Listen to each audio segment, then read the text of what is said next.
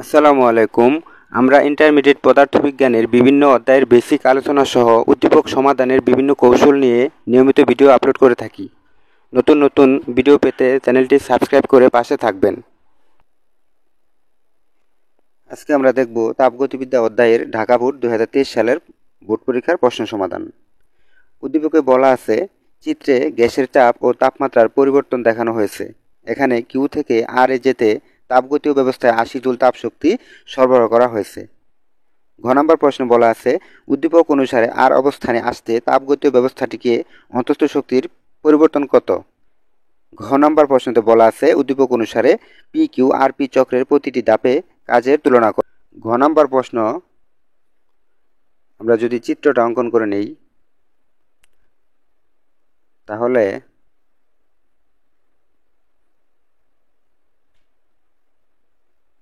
এটা ছিল চাপ 40 এবং এটা চাপ 20, বিন্দুর নাম পি কিউ আর। এখানে তীর চিহ্ন দেওয়া আছে, এটা 4, এটা 8, অর্থাৎ এদিকে আমরা আয়তন নিয়েছি এবং এদিকে নিয়েছি আমরা চাপ। এখন ঘ নম্বর প্রশ্নে বলা ছিল, উদ্দীপক অনুসারে আর অবস্থানে আসতে তাপগতীয় ব্যবস্থাটিকে অন্তস্থ শক্তির পরিবর্তন কত? এক্ষেত্রে কিউ থেকে আর এ যেতে অন্তস্থ শক্তির পরিবর্তন কত?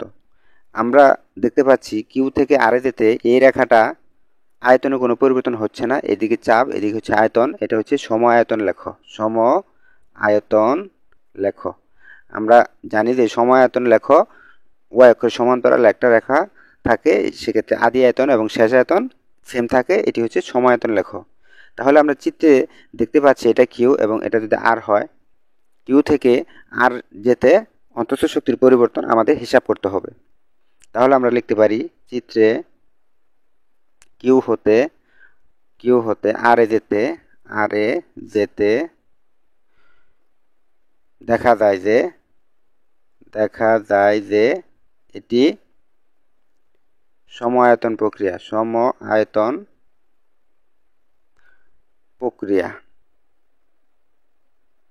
সুতরাং সম আয়তন প্রক্রিয়ার জন্য যেহেতু আয়তন বৃদ্ধি পায় না, এই জন্য ডিবি সমান 0 লিখতে পারি। এক্ষেত্রে কৃতকাজ ডিডব্লিউ সমান পিডিবি। এক্ষেত্রে যেহেতু ডিবির মান 0, সুতরাং কৃতকাজ ডব্লিউ 0 হবে। এখন ডি কিউ সমান উদ্দীপক অনুসারে প্লাস 80 জুল দেয়া আছে এবং অন্তস্থ শক্তির পরিবর্তন ডিউ সমান হোয়াট, এটা আমাদের বের করতে হবে যে অন্তস্থ শক্তির পরিবর্তন কত। আমরা জানি তাপগতিবিদ্যার প্রথম সূত্র অনুসারে ডি কিউ সমান ডিইউ প্লাস ডিডব্লিউ। এক্ষেত্রে ডি কিউ এর মান 80 জুল, ডিইউ এবং ডিডব্লিউ মান 0, সুতরাং আমরা লিখতে পারি ডিইউ সমান 80 জুল। যেহেতু ডিইউ সমান প্লাস 80 জুল, সুতরাং আমরা বলতে পারি যে ডিইউ যেহেতু ধনাত্মক, ডিইউ ধনাত্মক, তাই গ্যাসের অন্তস্থ শক্তি বৃদ্ধি পাবে। তাই গ্যাসের অন্তস্থ শক্তি বৃদ্ধি পাবে। আমরা বলতে পারি ডিইউ ধনাত্মক, তাই গ্যাসের অন্তস্থ শক্তি বৃদ্ধি পাবে। এটি হচ্ছে এই প্রশ্নের উত্তর। ঘ নম্বর প্রশ্নে বলা আছে, উদ্দীপক অনুসারে পি কিউ আর পি চক্রের প্রতিটি ধাপে কাজের তুলনা করো।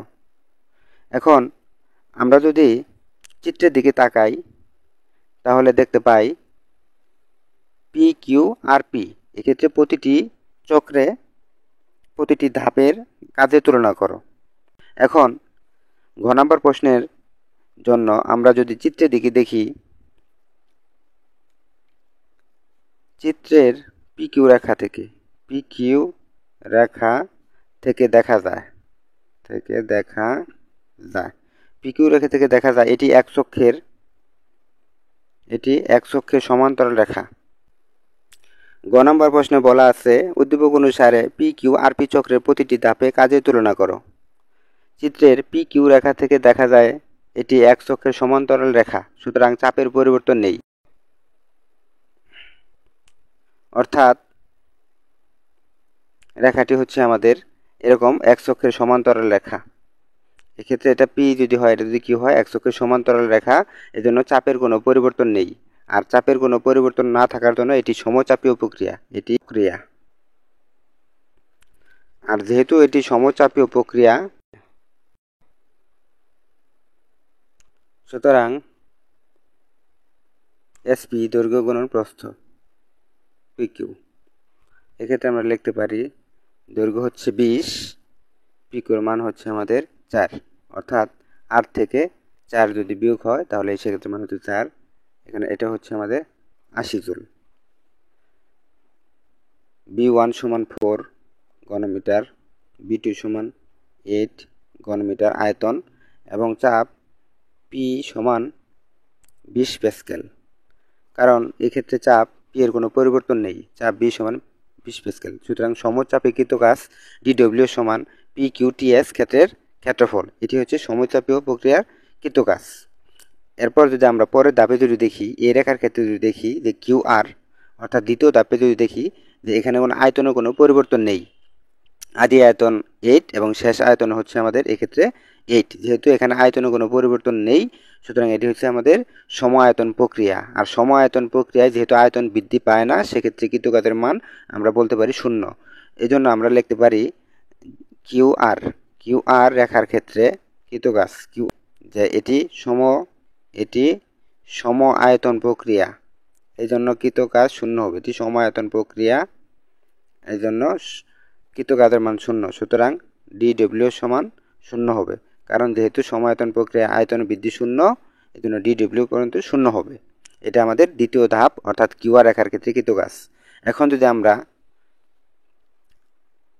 যদি আমরা আরপি, এই আরপি রেখার ক্ষেত্রে কৃত কাজ আমরা যদি দেখি যে আরপি, সেক্ষেত্রে দেখা যাচ্ছে যে আয়তন ধীরে ধীরে হ্রাস পাচ্ছে, অর্থাৎ 8 আয়তন থেকে ধীরে ধীরে হ্রাস পেয়ে 4 হয়েছে।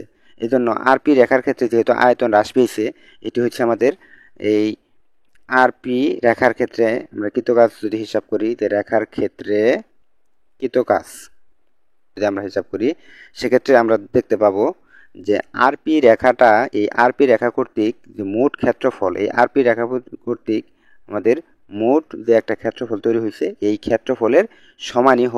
ক্ষেত্রফলের সমান হবে আমাদের কৃত কাজ। সেক্ষেত্রে আরপি রেখার ক্ষেত্রে কৃত কাজ DW3, এটা যদি আমরা লিখি তাহলে আমরা লিখবো যে চতুর্ভুজ PRTS ক্ষেত্রের ক্ষেত্রফল।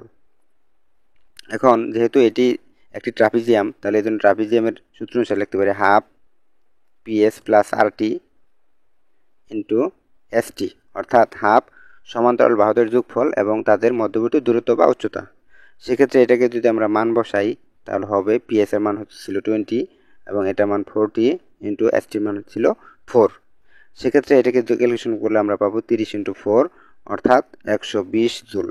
আমরা তৃতীয় ক্ষেত্রে দেখলাম যে ক্ষেত্রে রেখার ক্ষেত্রে কৃত কাজ, যেহেতু আমাদের আয়তন ধীরে ধীরে কমে যাচ্ছে, সুতরাং সেক্ষেত্রে কাজ হবে আমাদের পিতে আসতে কৃত কাজ আমাদের মাইনাস হবে, কৃত কাজ ঋণাত্মক হবে। এই জন্য আমরা লিখব সুতরাং DW3 সমান মাইনাস 120 জুল। আমরা দেখলাম চিত্রের দিকে যদি খেয়াল করি যে আমাদের প্রশ্নে বলা ছিল PQRP, এই চক্রের মধ্যে কৃত কাজ কত। আমরা শুরুতে দেখছিলাম যে PQ এর ক্ষেত্রে একটা কৃত কাজ পেয়েছি, সেটি পেয়েছিলাম আমরা 80 জুল। এরপর আমরা QR এই রেখার ক্ষেত্রে দেখলাম যে কৃত কাজের মান কত, এক্ষেত্রে 0, কারণ এক্ষেত্রে যেহেতু এটি আয়তন বৃদ্ধি হয়নি, এর জন্য এটি হচ্ছে সমায়তন প্রক্রিয়া, কৃত কাজ 0। এবং আর থেকে পি পর্যন্ত ধীরে ধীরে এদিকে আসছে, অর্থাৎ আয়তন ধীরে ধীরে কমে যাচ্ছে।